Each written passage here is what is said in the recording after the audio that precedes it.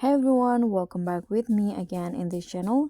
On today's video, I'm going to show you how you can create a freeze cloning effect video within seconds in the CapCut mobile.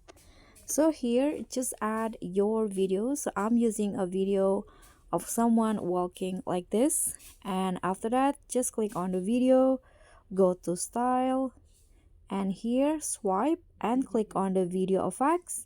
So there are two options, the leaf clone and also the observe clone. So just choose which one that you want to use. I'm going to use the leaf clone. Just click on that and wait for it to apply to your clips. Okay, so now the cloning style has been applied, and this will be the result.